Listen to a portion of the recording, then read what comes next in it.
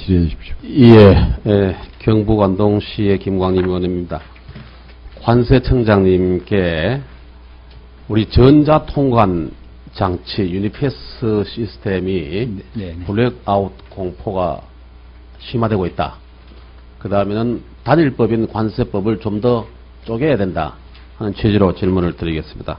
우선 관세행정의 변화를 한번 보면은요, 무역 규모로 20년 전과 비교해서 8배, 징세 실적으로는 8조에서 69조로 8배, 물론 부가가치세가 이 중에 한 50조 가까이 됩니다. 예, 그렇습니다. 수출입 건수로는 5배. 예. 이렇게 되는데 관세청의 직원 수는 4,500명 정도로 20년 전과 비슷합니다. 예, 그렇습니다. 관세청 직원을 늘려야 된다, 뭐 이런 주장이 아니고요. 예. 이걸 어떻게 이제 커버해 왔느냐 하면은, 이게 이제 국가관세종합정보망이라는 거를 93년에 만들어가지고 이 유니패스가 담당해 왔지 않습니까? 그죠? 예, 예, 그렇습니다. 이 유니패스에 대해서는 참 긍정적인 평가가 많습니다. 예, 93년부터 20년간 해가지고, 전체 국세 69조 징수하는데 참 큰 도움이 되었고, 그리고, 그동안에 부정무역을 6조 원 적발하고, 연간의 그 통관 물류비를 4조 가까이 절감하고, 그 다음에 월드뱅크나 UN 반부패 그 포럼에서 모범 사례로 인정을 했댔습니다. Doing Business 부분, Best Practice 부분, 이건 2009년, 2010년, 예. 2011년 예. 3년 연속 모범 사례로 됐고요. 그 다음에 이 프로젝트 그 자체를 그 카자흐스탄이나 도미니카, 몽골 이런 쪽에 8개국에 수출해서 1억 원 이상 수입을 올리기도 했습니다.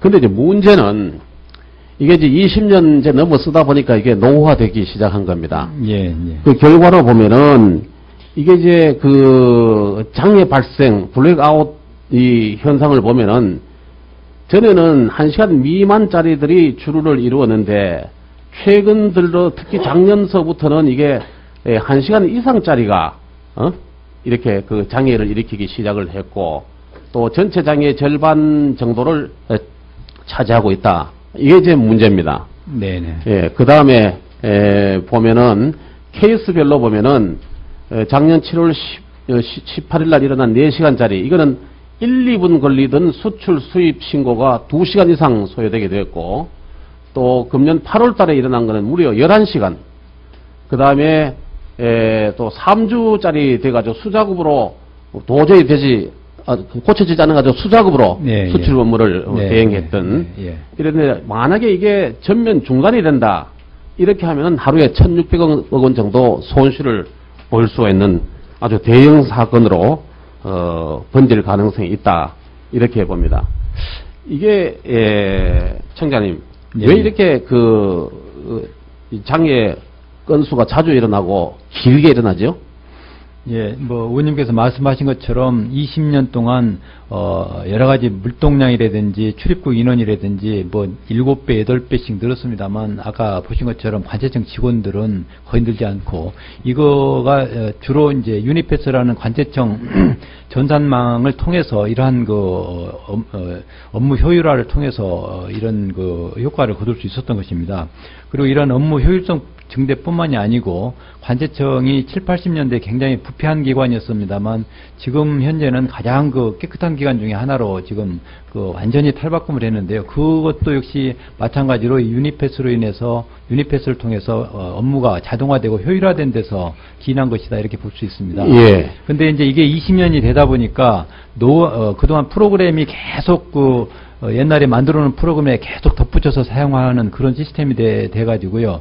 이제 그 프로그램이 너무 과부하가 걸립니다. 지금 CPU 지금 활용률이 통상 한 70%가 안전선이라고 그러는데, 지금 저희 관세행정망, 전산행정망의 경우에 거의 90% 육박하고 있어서 이런 부분이 굉장히 위험 요소로 지금 등장을 하고 있고요. 그래서 이런 부분에 이제 물동량 증가하고 사용량이 증가하다 보니까 이게 전산 질문 시간이 한정되어 있기 때문에 그래서 다운이 많이 그러니까 이제 이 장비가 좀 오래 쓰게 되고, 대충 보니까 중요한 장비들이 다 유효 기간을 10년 이상 넘기고 있더라고요. 그렇습니다. 근데 그렇게 되는 것도 그렇게 되지만은, 원래 이 예산을 편성할 때 93년 첫 해 할 때는 신규 개발비가 108억이고 유지보수비가 65억. 그리고 이게 맞는 것 같아요. 본 프로그램에 돈이 좀 많고 그 다음에 고장난 거 수리하는 거는 좀 돈이 적고 이렇게 오는데 99년부터는 신규 개발비가 689억, 유지보수비가 1258억 이렇게 이 덧칠 해가지고 고쳐오는 게 문제가 되고요. 그 다음에는 수출입 그 통관 서류 같은 것도 굉장히 그 중복되는 게 예를 들면은 적화 목록 관리 번호라는 게 이게 이제 처음에 신청할 때도 내고 그 다음에 물건 내릴 때도 똑같이 내고 그 다음에 반입됐을 때도 또 내고 이렇게 5건 정도 5개 기본 서류들이 거의 중복되고 있는데 예. 이런 것들도 그 부하가 걸린 게 아닌가 그렇습니다. 이렇게 생각을 합니다. 예. 이 부분에 대해서 뭐 대책이 어떻게 좀 이렇게 프로그램이 좀 바꾸고 좀 예산 대책이 있나요? 예, 그래서 지금 지금 현재 물동량 늘어나는 추세로 봤을 때 이게 한 2016년 정도 되면 도저히 현행 시스템 가지고는 대응하기가 어렵다고 지금 전문가들이 판단을 하고 있고요. 그래서 그러한 원인이 방금 의원님께서 잘 지적해 주신 대로 그런 프로그램의 중복, 그 다음에 이런 프로그램이 계속해서 처음에 조그만한 상태에서 시작해가지고 계속 프로그램을 개발해서 덧붙이는 형식으로 그렇게 해오다 보니까 저는 효율성이 많이 떨어지고 있습니다. 저렇게 한 번 받아도 될 그 자료를 여러 번을 걸쳐서 받아가지고 처리하도록 한다든지 이런 식으로 해서 보니까 효율도 떨어지면서 용량도 많이 잡아먹게 되고 그래서 그런 부분에 대해서 전산 프로그램 자체를 전면 재개편을 하지 않으면 안 되는 그런 시점에 와 있습니다. 그래서 이번에 저희들이 4세대 국가 종합 관세 행정망 완전 새로 이제 혁신하기 위해서 3개년 계획을 세우고 있어요. 지금 내년도 예산에 250억 설계비가 지금 정부 예산안에 지금 편성돼서 그래요. 올라오고 이게 있습니다. 네 번째 유니패스 4세대 예. 유니패스 사업을 생각을 하고 있는 것 같은데 네네. 관세청에서는 3년 단위로 생각하고 금년에 내년 예산에 484억 되는데 정부 전체적으로 보면은 이거는 3년 만에 끝나는 게 아니고 한 20년까지 길게 보는 사업이다. 이렇게 해서 내년에 484억 원 예산이 250억 원으로 편성이 되어 있는 것입니다. 예, 이 부분을 네. 예산 심의할 때 좀 상세히 설명해 드리고 예. 심의 전까지 이렇게 전체 위원들한테 네. 이 부분에 대한 자료를 좀 내 주십시오. 예, 알겠습니다. 예. 그다음 관세법이 보면은 이게 한 60년간 네. 이 기본 단일법으로 우리나라 관세법이 한계가 있고 일본의 경우에는 처음에 한계에서 출발해 가지고 그다음에 관세율 해서 5개로 네. 이렇게 세분화되어 있고 네. EU같이 27개 나라가 이렇게 하는 경우에도 단일화되는 게 아니고 관세법하고 세관 현대화법하고 이게 나누어 되어 있습니다. 네. 또 우리나라에 보면은 관세청에서 69조 원 거두고 국세청에서 125조 원 거두는데 국세청에서는 17개 49조 거두는 지자체에서도 4개 법으로 되어 있습니다.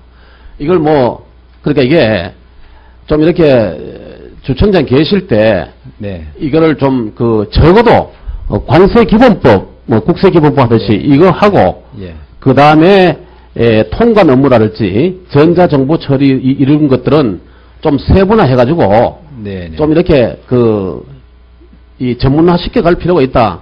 이렇게 보는데 어떻게 생각하시나요?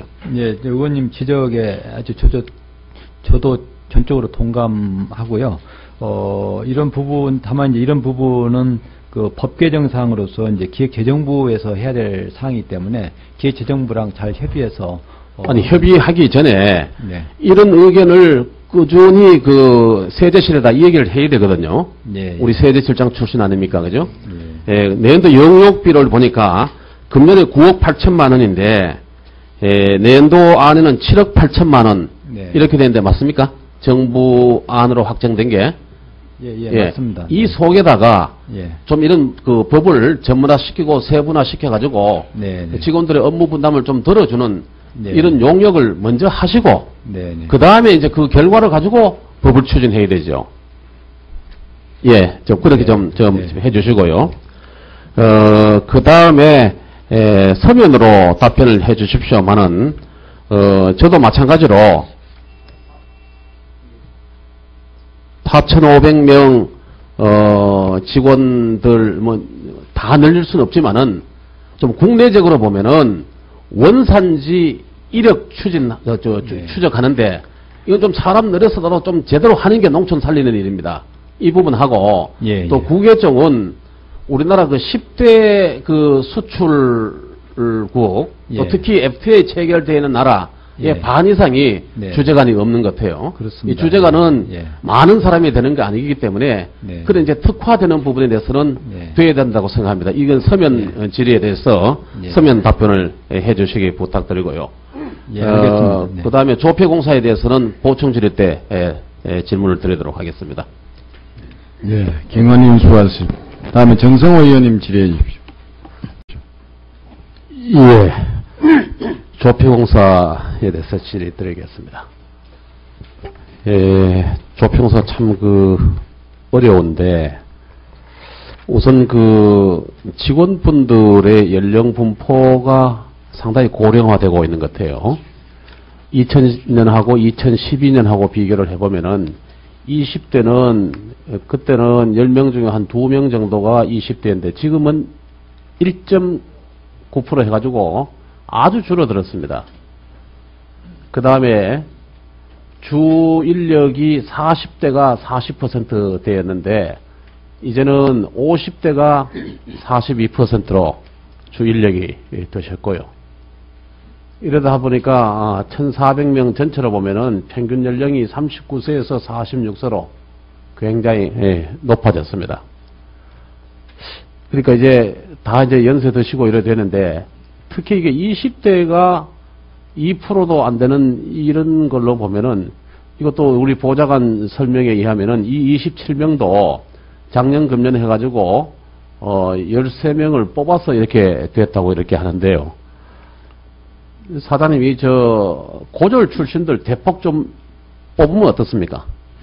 저희도 지금 그 연령 구조의 문제를 인식을 하고 있습니다. 그러나 이제 사업이 확대가 되면 신규 채용 인력을 많이 좀 할 수가 있는데 사업이 확장되지 못하는 상황이 되다 보니까 신규 채용을 많이 못하는 이런 한계가 좀 있습니다만은 의원님 말씀하신 것처럼 저희들은 고졸 인턴에 대해서 굉장히 조금 많이 좀 늘려야 되겠다 이렇게 네. 되고요. 예.